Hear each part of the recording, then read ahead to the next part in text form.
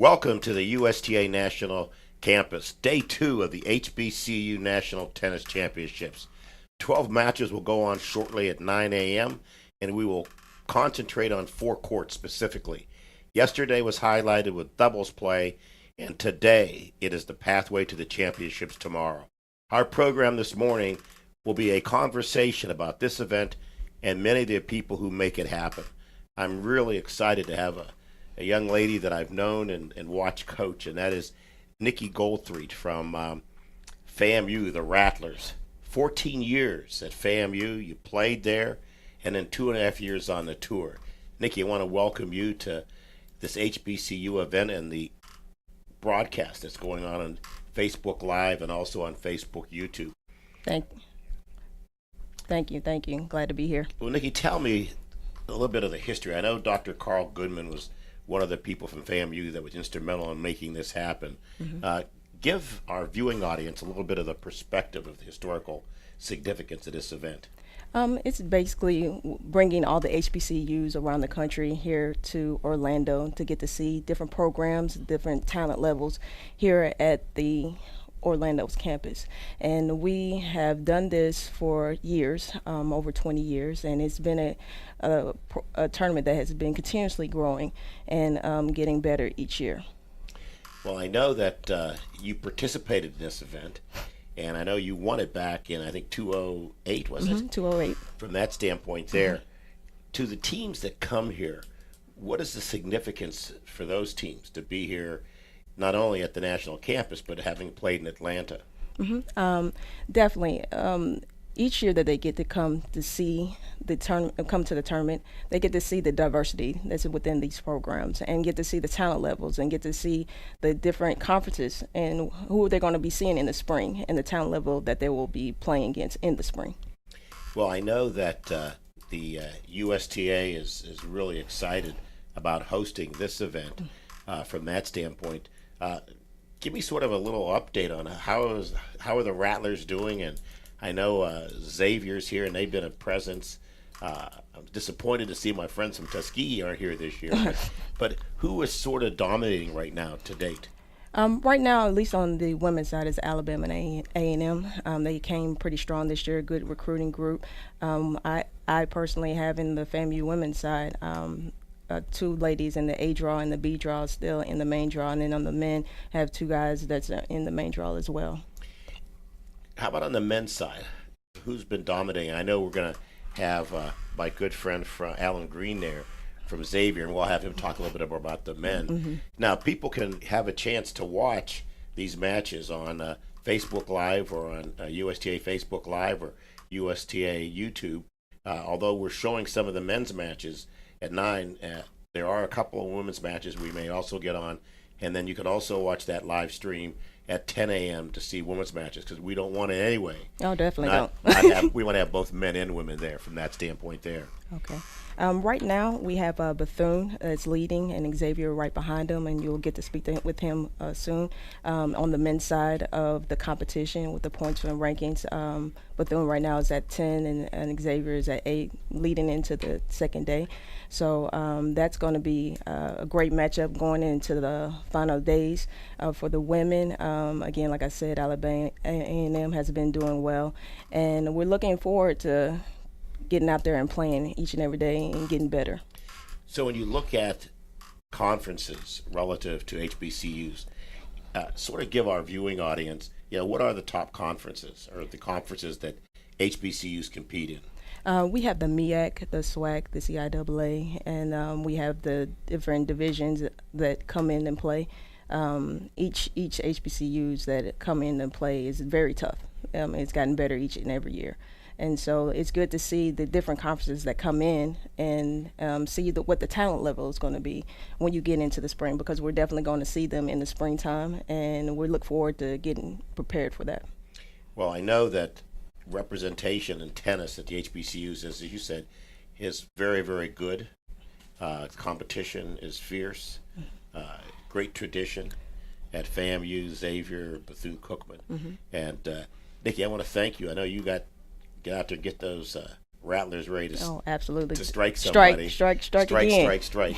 And I want to thank you for coming in and spending some time with this morning. And good luck not only to you, but to all the schools competing today and tomorrow. Well, thank you for giving us the time, Jay Webb, and also USTA for giving us the opportunity to play on the Orlando campus. Okay, we're going to take a little break right now, and we're going to come back with one of the more celebrated coaches, and that is Alan Green from Xavier. What an intro.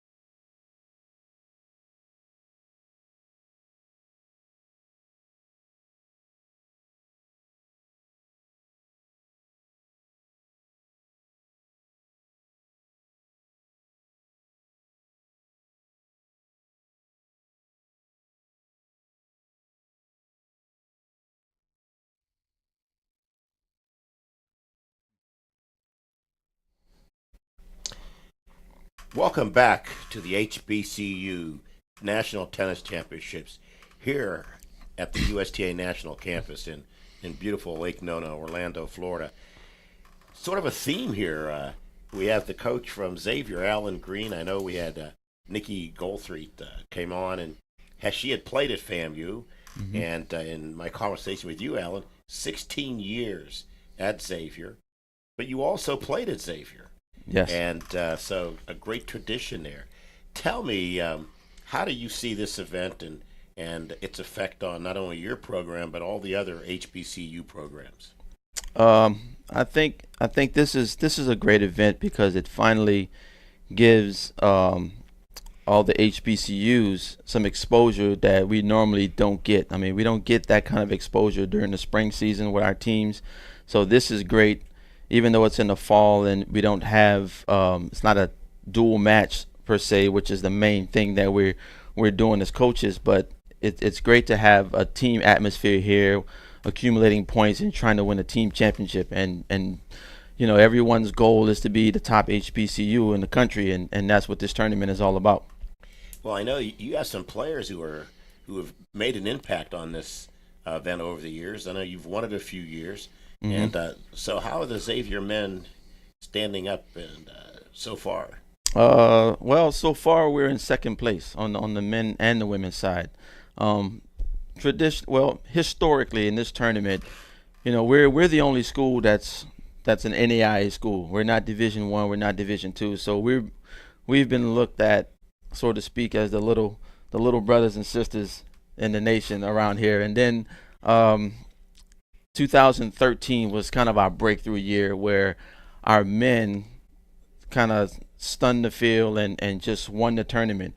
And you know, Dr. Goodman, who's been putting on this tournament for years, he's a good friend of mine, and I tell you, it was priceless to see the look on his face when we finally won the tournament, and looking at his guys, the way they were like in shock that we won this tournament. And since then, I think 2013 for Xavier has been like our breakthrough year, to where we were knocking on the door every year, and then we finally came through. And since 2013, we've won probably three of these titles, and looking to get more. And even when we haven't won the title, there's been we've had champions in certain flights every year.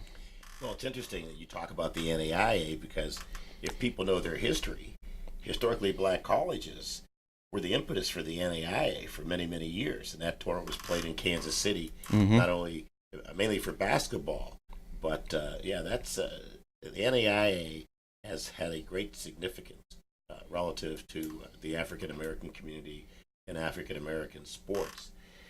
When you look at not only the NAIA and you look at the HBCUs, when you look at other areas of conferences, where do you see HBCU colleges stacking up against other conferences and tennis in general? Uh, well, we're pretty much the top HBCU in the NAIA, and I think we've built the program at Xavier to where we can compete with the Division 1 teams, Division 2 teams. I've purposely scheduled those types of teams, not just to get ready for our NAIA season, but I also like to model our program after those programs because that's basically the highest level, and we want to get to that point. As you look at the rest of the weekend here at the national campus, uh, what's your prediction for your young men and for your women as they try to take down the Rattlers or they try to take down Bethune Cookman? Well, hopefully we can win first place, get another trophy to go back home with. Hopefully we can do it on the women's side. We never won this championship on the women's side, so that would be great if we can do that. Uh, give us give us something to look forward to go back home and show the AD. Right now, if you look at our screen here, tell us about the young man that's playing out there from Xavier. Yeah, that's Sheikh Abdullah. He's a sophomore for us. He's been a pretty good player for us. He came in last year and made a big impact on our program, and he's expected to be one of our top players this upcoming season. When you are preparing your young men or even the young women, uh, how much time do you spend? I know this we're watching singles right now, but how much time do you spend on doubles? Actually, we spend a good bit of time on doubles because, as any college coach will tell you, the doubles point is so important. And for our rules, for NAIA rules, it's even more important because all three doubles courts count as points. So if you go up 3-0 in doubles before you play singles or go down 3-0, it's pretty hard to lose when you're up, and it's pretty hard to win if you're down. So it's very important for us. And I think maybe for our viewing audience, uh, we may want to make that distinction that the NAIA Division 2, although Division 2 is making that format change this coming year, where they will play the 7-point format. D1 schools play a 7-point format, and Hmm. that is 2 out of 3 sets, no ed scoring. Doubles is 1 set, and one of the reasons is to make sure that we could get tennis on television Hmm. because 5-hour matches really weren't going to sell in the bigger conferences. And I think one of the nice things relative to HBCUs is that the USTA has made sure that that match day program is including HBCUs and some of the great rivalries from that standpoint there. Well, Coach, I know you do what you got to do, and that's get out there and make sure your players are ready to compete. I've really been impressed the years that I've been at this event with what you've done at Xavier, what Nikki has done at FAMU, and we want to thank you for coming in because I know you want to get out there and watch your young men and young women compete. So, Yeah. hey, best of luck Thanks, Jay. to Xavier, Thank you. and have a great seer. Thanks, Jay.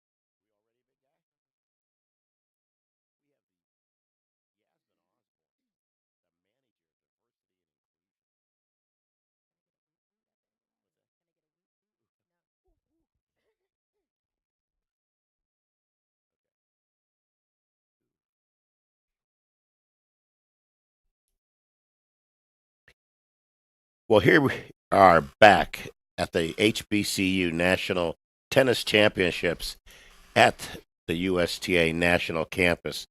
And a big part of the USTA and this campus is the Office of Diversity and Inclusion, headed up by D.A. Abrams. But we are honored to have Yasmin Osborne, who I've worked with many times on this event and other events. She is the manager of diversity and inclusion here at the USTA. And Yasmin, welcome, and thank you for taking time out of your extremely busy schedule today to join us. So let's talk for the viewing audience. Diversity and inclusion. What does that mean to the USTA? Well, one of the things that we want to do in the D&I department is make tennis look like America. Our overall mission statement of the USTA is to promote and develop the growth of tennis. One way that we do that is just to make sure that tennis, our sport, is accessible, inviting to any and everyone that wants to play tennis. So that's pretty much our focus in the D&I department. We look for opportunities to open the door to anyone that wants to play tennis. So the HBCU National Championship is just an amazing event that we are so happy to have here on the national campus. We really want to showcase these schools. They have a rich history of strong tennis players that go on to do amazing things. And so we really just want to showcase all of the hard work that they're doing, all of the amazing tennis programs, great coaches that have been, as you said, you had a couple of coaches for, we're talking 14, 16, 20 years, dedication to one school. That's really an amazing story. So for, diversity and inclusion at the USTA, it's really just, like I said at the beginning, making tennis look like America, and really just sitting right in the seat of the mission to promote and develop tennis. And I know D&I has not only had an initiative relative to the African American community, Mm-hmm. but the Latino community, Right. the LBGT community, Right. is something that the USTA has reached out and embraced and said this is a sport for all people, all persuasions. And like you said it very eloquently, we want tennis to somewhat look like America. When you talk about the history of the USTA, the HBCUs, the ATA comes in Right. to play because that's been a significant part of the black community and historically black colleges. So can you address that? Sure. So, the ATAs were created for a specific reason. There were a lot of people of color, black people specifically, playing tennis, and they wanted to be able to play with the USTA. At that time, they just weren't allowed. 100 years ago, 101 is the age of the ATA. Just a National little before I Championships. was born. Yeah, a couple years before you and me. Maybe when black pepper was invented around that time. So they've been around for quite a while. They are part of the fabric of tennis, period. But at that time, not only were they not able to play with the USLTA, they also couldn't find venues to host tournaments. So that's where HBCUs came in. There was all these college campuses, and so they invited ATA championships to come and play on their campuses. So it was a nice mix of young African American people and tennis players, and then adults and juniors also play the ATA. But it was kind of a nice family reunion atmosphere, safe haven. And I think that they hosted those events from maybe 1927 to 1968, pretty long time. Not sure if the ATA championships would have survived to be what it is today if it weren't for the HBCU campuses being available to them. So there is a big connection. A lot of our players that play in the HBCU national championships also play in the ATA national championships. And by the way, we did host that here at the national campus just a few months ago. So really trying to embrace organizations that are really promoting tennis, and really trying to embrace organizations that are promoting tennis in diverse communities. So I would say HBCUs as a collective, and then the ATAs are kind of heading that charge. Well, when you see the history of the ATA and historically black colleges, but you look at some pretty heavy names. Arthur Ashe Absolutely. competed in the ATA. Mhm. Althea Gibson, Right. who I know the USTA is going to have a statue of Right. her Right. up on the at the Billie Jean King Tennis Center. From that standpoint, where do you see tennis going in the next, let's say, 10 to 15 years? Because we just had a great CEO and president of the USTA African American female, Katrina Adams, that did just a great job for 4 years. But where do you see the USTA tennis and diversity going in the next 10 years? Um, I think that when you go and look at any uh, tennis tournament, junior tennis tournament, maybe like a 12 and under, 14 and under, you'll get your answer. As America is changing, people are diversifying in the things that they want to do. So tennis naturally at a younger level is changing. I think if we stay on the right path, which we're on right now, if we continue on this path, then tennis will look like America. We won't have well, what we'll have is official staff that's diverse. We will have tournament directors that are diverse. We'll have tournaments that represent the community as far as the color of the children that are playing. It's already happening organically. USTA at all levels is just making sure that we are on board with supporting all of these different groups that are starting to play tennis. So I think it's about experience, customer service. So you need to know your customer. So I think our job is to make sure that we know our customer and we're providing them with the tennis experience that they want. Because one thing that we want to make sure that doesn't happen is when a player plays that first tournament, we want to make sure they play a second tournament. And right now, that's not necessarily happening as much as it should. And I think with the D&I space, we can really figure out what it is that they need and try to give it to them. I mean, the NJTL, which has been a long-standing program that Arthur Ashe and Charlie Passerell started. Mm-hmm. So what I'm hearing you say is that Net Generation, which is a huge thing right now across America for young tennis players, is going to make tennis be what America should be: diverse and people competing and having a lifelong sport. What I love about Net Generation is it is for everyone, and I think that's how we promote it. It's the only parameter around Net Generation is 5 to 18.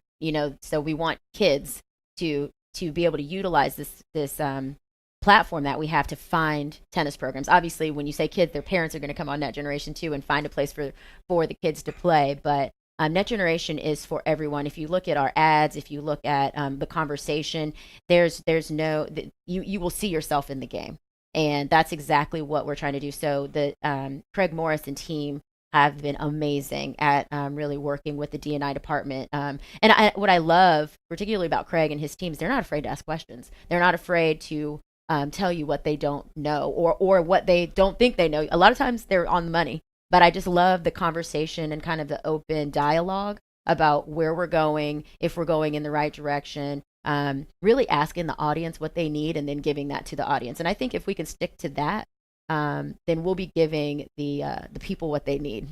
Well, I know last night we had a chance to talk to some of the players who are participating in this event, and we talked about the pathway, because the more people of diversity that are involved in this sport, the leadership was going to expose that, and you're going to see pathway, like you said, to officials, to coaches, Right.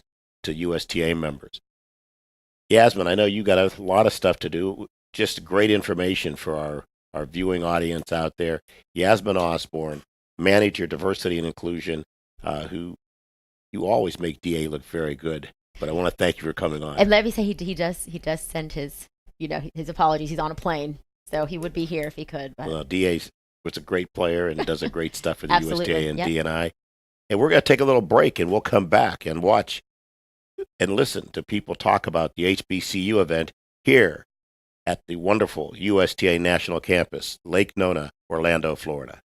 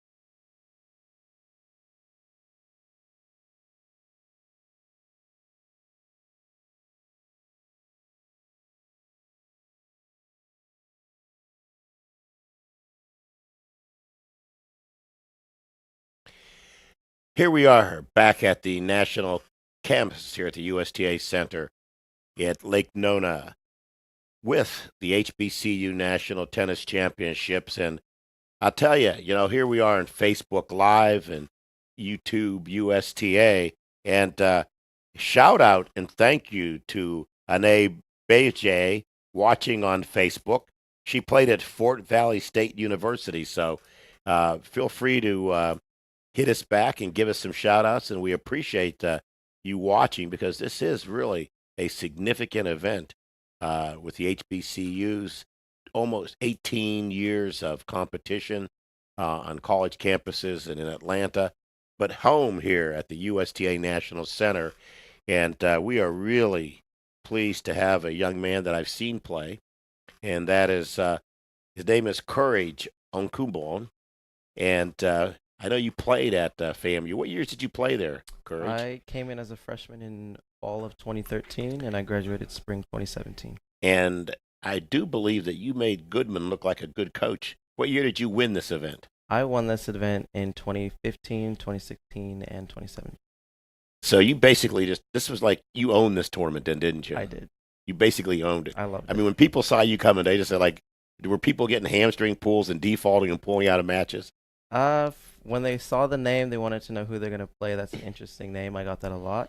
And then by the time they saw me competition on the court, they knew it was going to be a rough one for them. It's going to be a rough one for them. So, Courage, as a player, what did coming and competing at this event mean to you?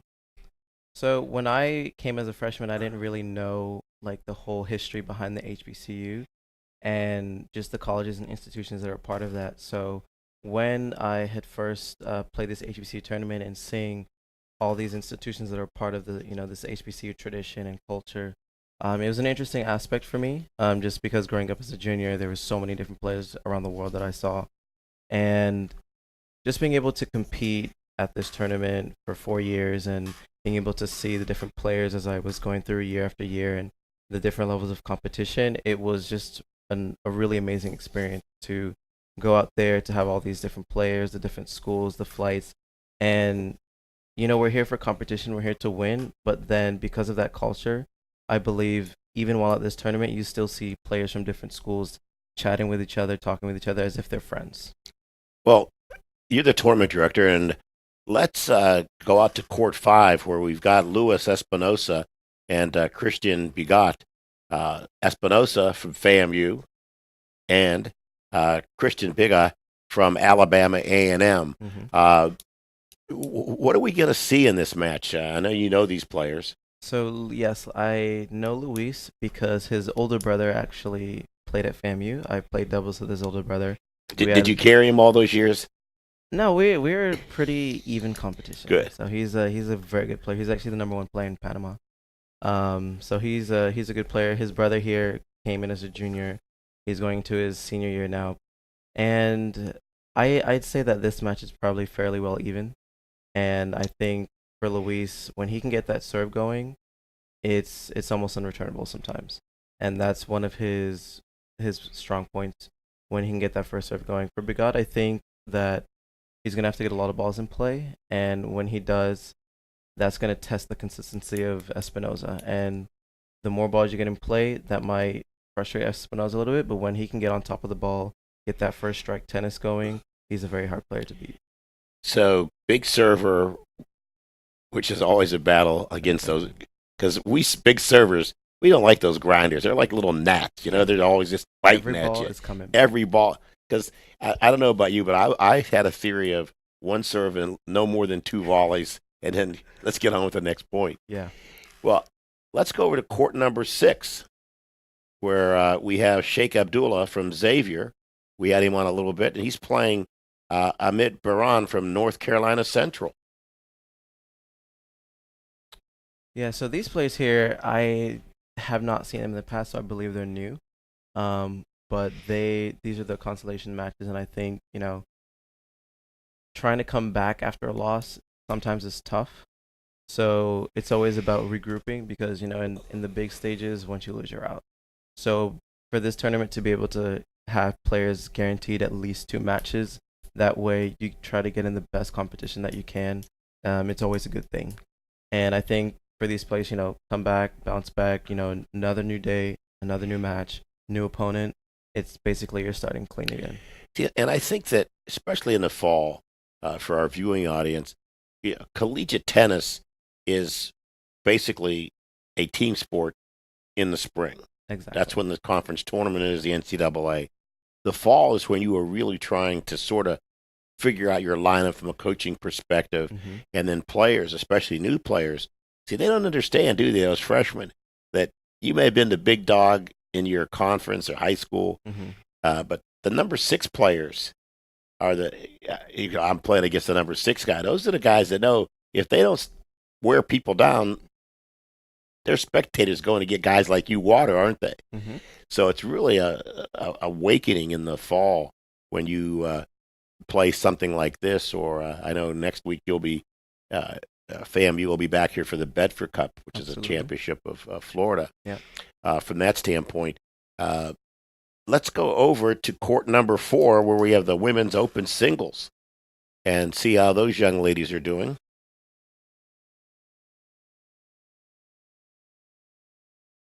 Right, we're going to go to court 4 now, and we're looking at Rachel Harden from Florida A&M and Kanishka Chawala from North Carolina A&T. So Rachel, she came in a couple of years ago, and I've had the pleasure of watching some of her matches. And she is someone who loves aggression. When she can have that first strike tennis, get on top of the ball, and be the aggressor, then she'll be winning a lot of these points. And then the player from North Carolina A&T, haven't seen her play before, but she's a lefty, and lefties are always sometimes tricky players for anybody. They throw that weird funk spin, Mm-hmm. and then what I call is the right-handed brain cramp when you're hitting that ball cross court, because that's where you're looking normally to the backhand, and then all of a sudden it's a forehand, and you're going like, I better next time take the ball down the middle. Yeah. Well, let's go over to court number 2. My crack staff is telling me, and we got the number 1 seed here, don't we? We do. This match in particular, I love this match because great player from Bethune-Cookman, great player from North Carolina Central, who I have had the pleasure of playing maybe 5-6 times. Okay, now I know 5 or 6 times. Has he ever beaten you? He has beaten me. He has. He has beaten me. Was that 1 time or twice? I believe it was 2 times. 2 times. He's beaten me 2 times. Once in the finals of this tournament, which is the year I did not win. And once during a regular season, I lost 11-9 in the third set. In the third set. But we have had fantastic matches. And, that's the beauty of tennis, isn't it? Yeah. That the good players and the people who understand competition is that it's at the end of the day, the people who just went through hurricanes really don't give a daggone about a tennis match, do they? You got to put it in perspective. Yeah. That winning and losing does never define who you are. It just defines that moment in time. Exactly. And sometimes tennis players have a hard time of recognizing that people can beat them. Yeah. Nobody's invincible. And reality is there. But that's why I love this sport. Mm-hmm. And I know that Carl Goodman has a great amount of respect for you. I think you're doing a great job keeping this tournament flowing, and Thank you. encourage for people who want to get a chance to. And I know we don't have time to go into the whole courage story with your family, but that's an ESPN 3030 about your family and the tragedy that you avoided, and that's called a little bit of a bump for people to go out there, look up the story of courage and his family on ESPN.